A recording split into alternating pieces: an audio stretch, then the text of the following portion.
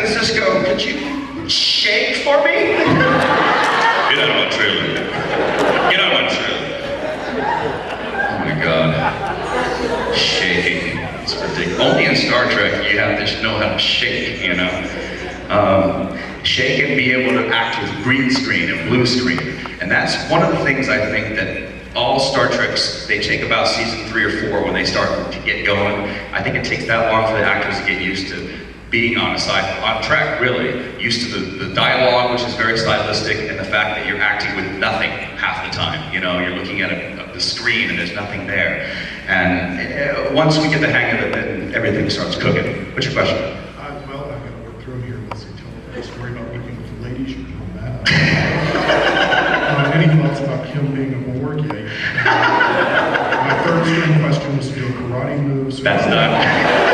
Now I'm down to my fourth string, yes. Which is, did you ever feel like Voyager the writer should have done more story arcs with Voyager as opposed to fewer one shot? I mean, given of course that Voyager had one big story arc, but do you ever feel like they should have done more multi-episode arcs? Yeah, I do. I mean, I think the tough thing with Voyager is that it is the largest Star Trek cast, okay? You have 9 series regulars. Next Gen had 6, is that right? Yeah, Deep Space also around the same amount. But when you have 9, you have 9 people to cater, 9 characters to cater to, 9 characters to develop.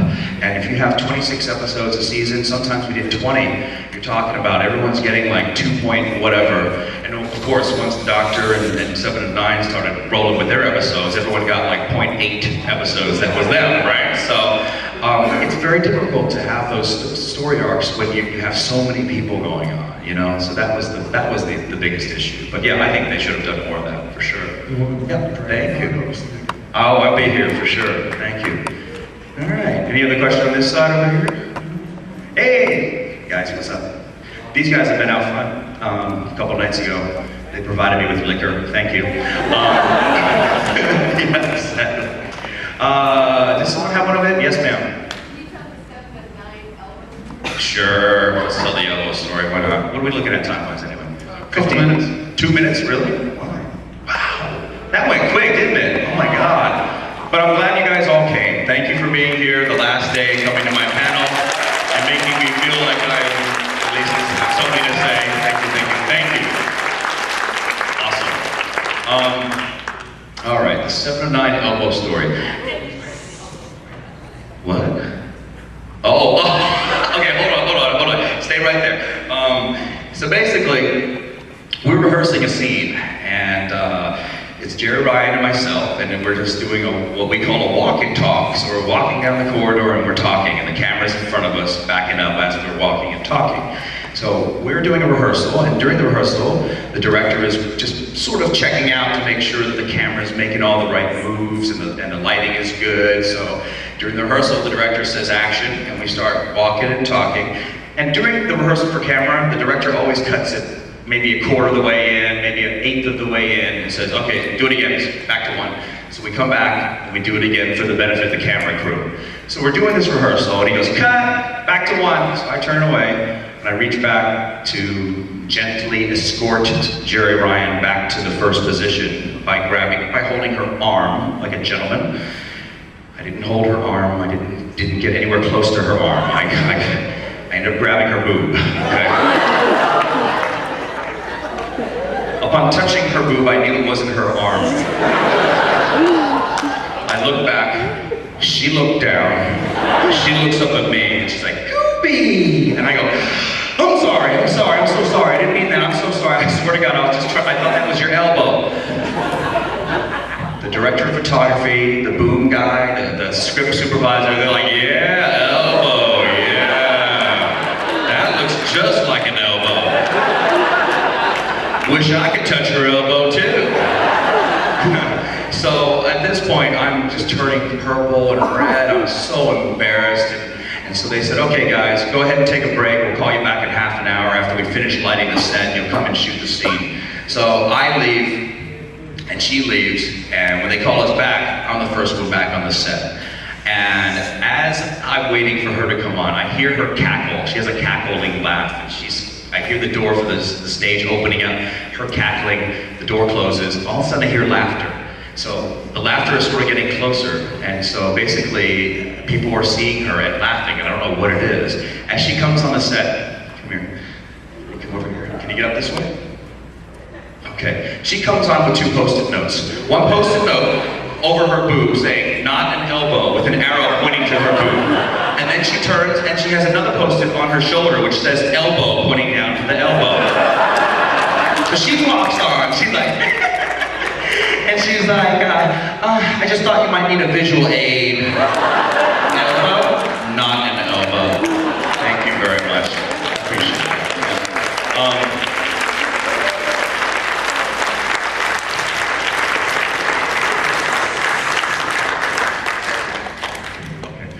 All right, we're gonna do one last thing. Do you have a quick question? I did. What is it? Was it a running joke that Harry Kim never got with a girl, or did it turn into one?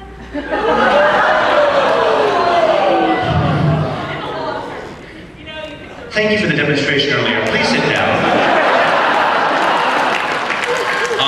No, Tim Kim always ended up getting the wrong girl. He was with the dead girl. He was with, everything was messed up on that. I thought that was so wrong. They just, I don't know. They just sort of, and my life at the time kind of mirrored that, and my real life dating was like, what the hell is going on? It's in work and at home it's happening.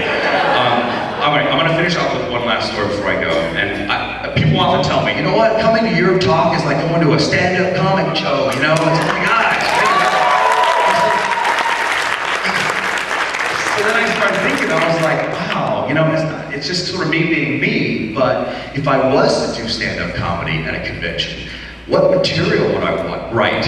What would I actually come up with? And so I did sit down and just jotted some stuff down, and I started talking about how, if you watch any Star Trek, each character pushes buttons differently on a console, okay? So it was this whole button pushing routine that I came up with. I said, if you notice, if you look at Chakotay, if he's sitting down and he's sitting next to Janeway, when he pushes that console, he's very forceful. He's like, Robert Beltran, when he was in high school, was a quarterback for the high school football team, so he was a jock. So you just have this image of him grabbing some unfortunate kid in a headlock and giving him a noogie, the same thing, okay? That's his way of pushing buttons. Janeway, if you watch her push buttons, it's kind of like this. She sits there and she's like,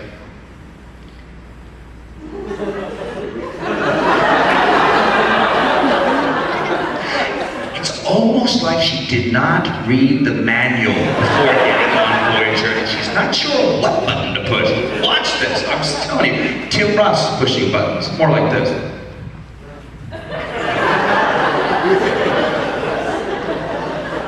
Either he's a concert pianist, or he's playing basketball. 7-9 when she pushes buttons like this.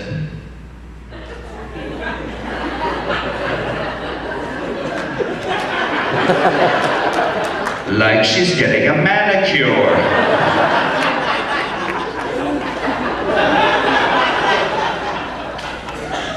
Robbie McNeil, Tom Paris pushing buttons. Goes a little like this.